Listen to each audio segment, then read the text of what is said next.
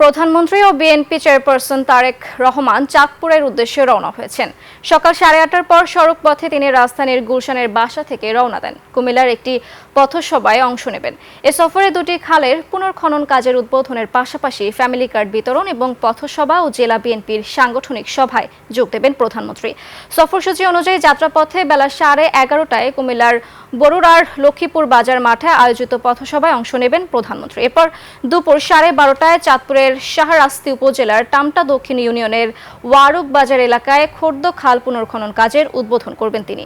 পরে দুপুর 1:45 তিনি চাঁদপুর সদর উপজেলার শাহ মাহমুদপুর ইউনিয়নের কুমারডুগি গ্রামের ঘোষের হাট সংলগ্ন বিশ্ব খাল পুনর্খনন অনুষ্ঠান যোগ দিয়ে তা উদ্বোধন করবেন। দুপুর 2:30টায় চাঁদপুর সার্কিট হাউসে সংক্ষিপ্ত বিরতি নেয়ার কথা রয়েছে প্রধানমন্ত্রীর। বিকেল 3:30টায় চাঁদপুর সরকারি কলেজ মাঠে আয়োজিত ফ্যামিলি কার্ড বিতরণ অনুষ্ঠানে অংশ নেবেন তিনি। এছাড়া বিকেল 5টায় চাঁদপুর ক্লাবে জেলা বিএনপি সাংগঠনিক সভায় যোগ দেবেন প্রধানমন্ত্রী।